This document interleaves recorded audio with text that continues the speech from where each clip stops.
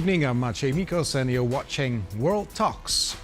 Two European countries are facing mass protests. Serbia's students' movement wants to put an end to corruption and demands snap elections, while the Georgian opposition rallies against government's plans to ban three major political parties. Both Serbia and Georgia officially aspire to join the EU, and both of them are regarded as pivoting towards authoritarianism and Russia.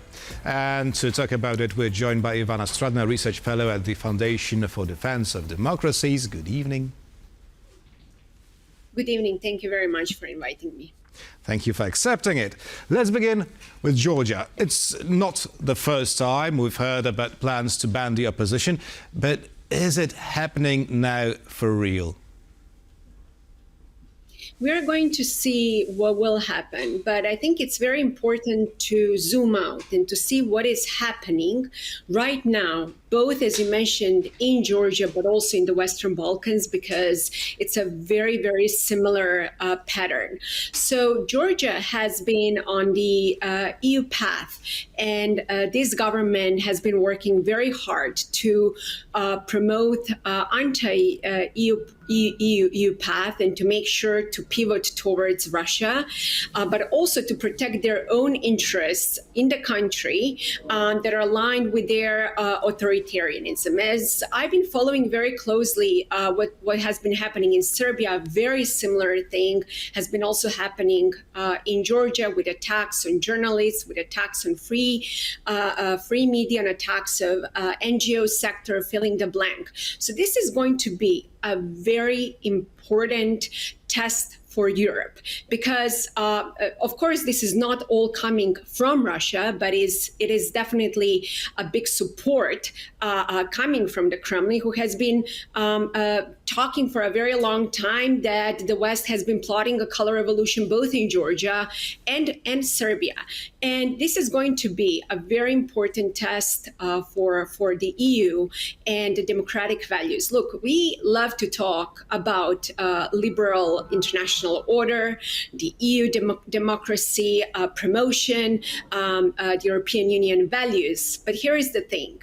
All those values should not be only on the piece of paper, because Georgian young people specifically are fighting for exactly those values.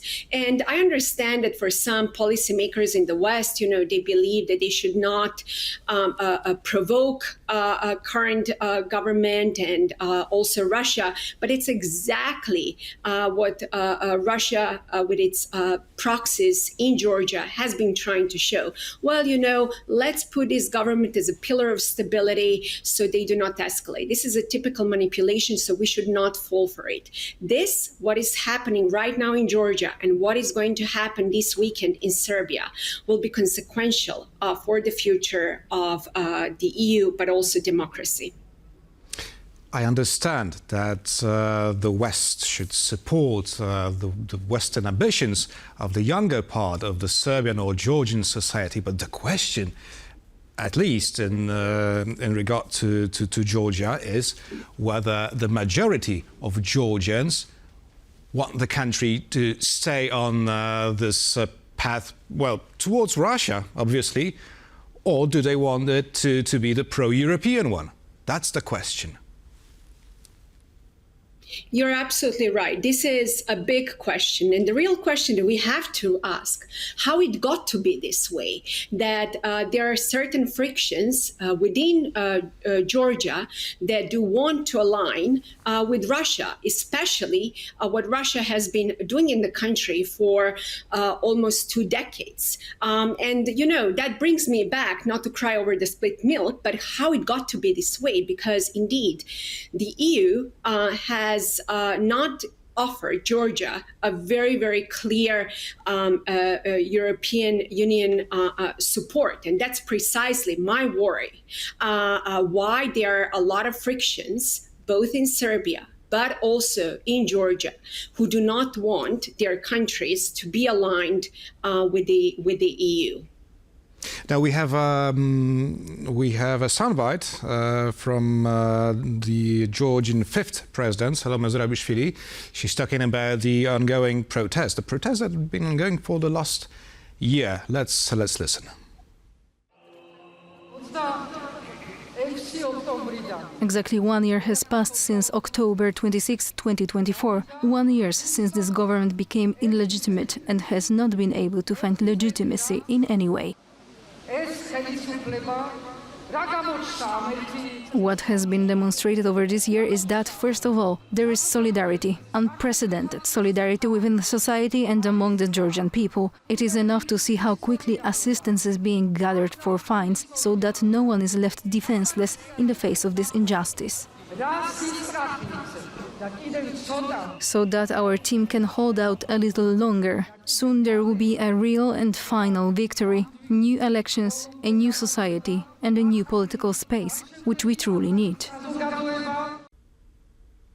Now, do you share Salome Zurabishvili optimism that there will in fact be a new society ready for a major change in the country's political system, I guess?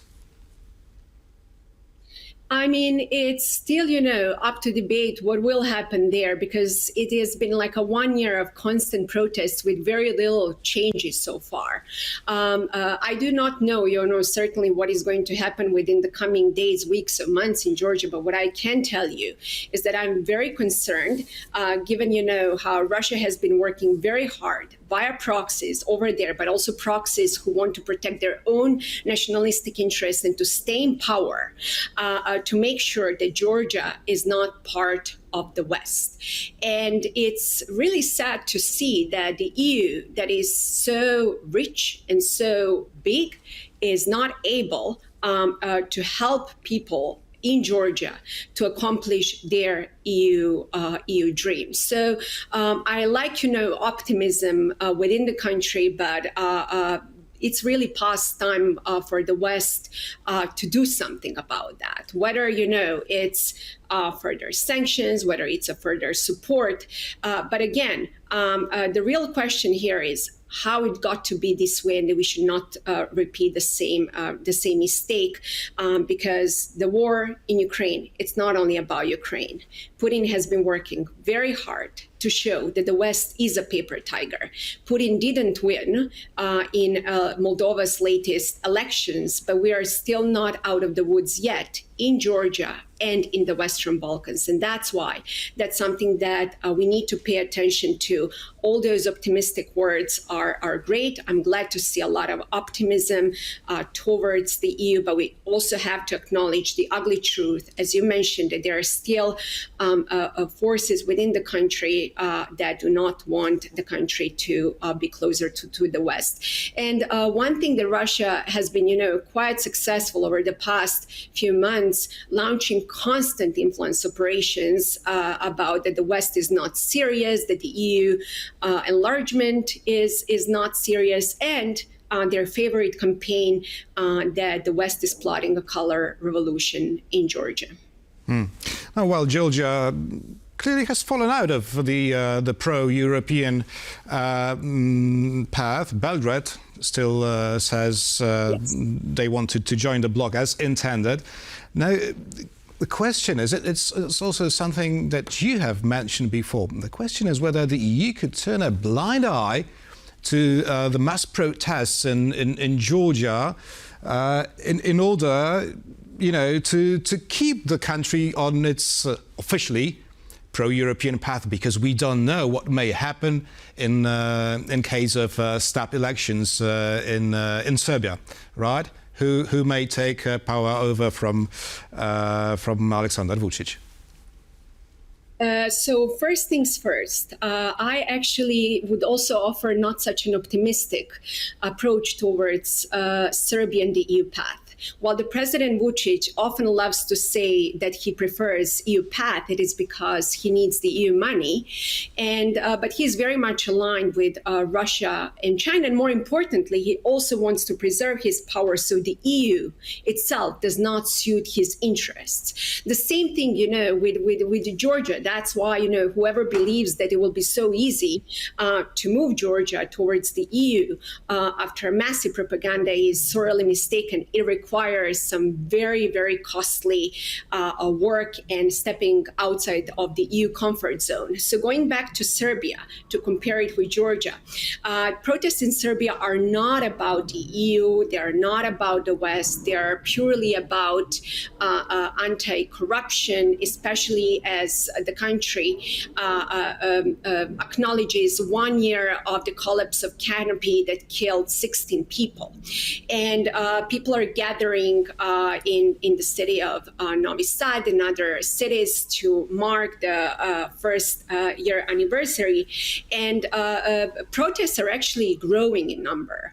The problem is also for Vucic that he's facing a very, very complicated situation related to the latest U.S. sanctions on Gazprom, Nice, which is linked to Gazprom. So he has an energy problem. Oh yeah. So what do you make of the U.S. Treasury Department demand from Serbia to nationalize the Nice oil company?